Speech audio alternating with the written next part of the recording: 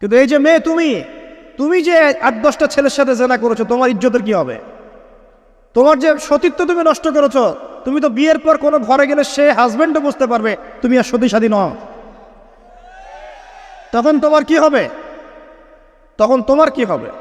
আর এটা যে এত ভয়াবহ মহামারী আকার ধারণ করেছে না, যে অনেক ক্ষেত্রে দেখা যায় স্বামী অফিসে যাওয়ার সাথে সাথেই বয়ফ্রেন্ড বাসায় হাজির।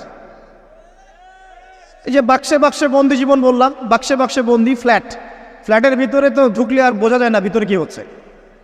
কত ফ্ল্যাটে যে জেনা হয় এখন এই শহরে, আল্লাহ ভালো জানেন। এই ফ্ল্যাটের প্রত্যেকটা ইঞ্চি ইঞ্চি মাটি আল্লাহর কাছে সাক্ষী দিবে। যেখানে যে মাটিতে বসে অবিবাহিত যুবক যুবতী জেনা করেছে আর বিবাহিত যুবক যুবতীরা এবং এই স্বামী স্ত্রীরা জেনা করেছে, এর ইঞ্চি ইঞ্চি মাটি আল্লাহর কাছে কথা বলবে। এর ইঞ্চি ইঞ্চি মাটি আল্লাহর সামনে কথা বলবে। ইয়াউমাইযিন তুহাদ্দিসু আখবারাহা, সেদিন তুহাদ্দিসু আখবারাহা, জমিন তার খবর বলবে আল্লাহর কাছে। জমিনের কোথায় কোন পাপ হয়েছে সব বলে দিবে। এই জমিনে এখানে দাঁড়িয়ে জেনা করেছে, ওইখানে দাঁড়িয়ে মদ খেয়েছে, ওইখানে কাউকে খুন করেছে, জমিন বলে দিবে। একটা কথা এখানে মাঝখানে বলে দেই, যারা অবিবাহিত যুবক যুবতী আছো, এই লেকচার তোমরা যারা শুনছো, তোমাদের মধ্যে কেউ যদি জেনা করে থাকো, অবিবাহিতর কথা বলছি, তোমাদের কাঁধের মধ্যে এখন 100 বেত্রাঘাতের শাস্তি ঝুলে আছে।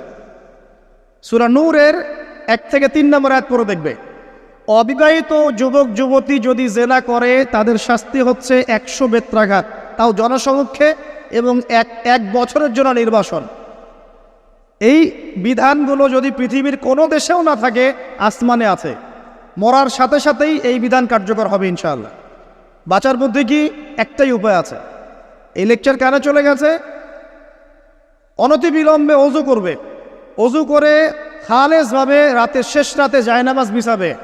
জায়নামাজ বিছিয়ে আল্লাহর সামনে দাঁড়িয়ে 2 রাকাত নামাজ পড়বে। পড়ে নিজের পাপের কথা স্মরণ করে চোখ দিয়ে দরদর করে পানি ফেলে দিবে। আল্লাহকে সেজদায় গিয়ে বলবে, আল্লাহ আমি জেনা করেছি, আমাকে মাফ করে দাও। আমার এই পাপের কথা কেউ জানে না, তুমি জানো, মাফ করে দাও। এই মাফ নেওয়ার পরে আবার ওই যার সাথে করেছেন ওর সাথে আবার লিঙ্ক আপ করার চেষ্টা করেন না। আসো আমরা জেনা করেছিলাম, আসো বিয়ে করে নেই, এটা সলিউশন না। জেনা করেছেন, আগে তওবা করে ফিরে আসতে হবে, তারপরে পুরো জীবন ইসলামিক লাইফ লিড করতে হবে। আল্লাহ যদি দেখেন যে হ্যাঁ আপনি ঠিকঠাক তওবা করে আল্লাহর পথে চলছেন, আল্লাহ তখন আপনাকে নেককার স্ত্রী দিবে ইনশাআল্লাহ। এই এই এই একমাত্র রাস্তা যুবকদের জন্য এবং যুবতীদের জন্যও। যুবকরা না হলে পার পেয়ে যেতে পারে, কারণ একটা কথা সমাজে প্রচলিত আছে না, যে ছেলে মানুষের ইজ্জত তো সহজে যায় না, গোপন হয়ে গেছে, কেউ জানে না, আল্লাহ মাফ করে দিয়েছেন, সে হয়তো পার পেয়ে গেল। কিন্তু এই যে মেয়ে,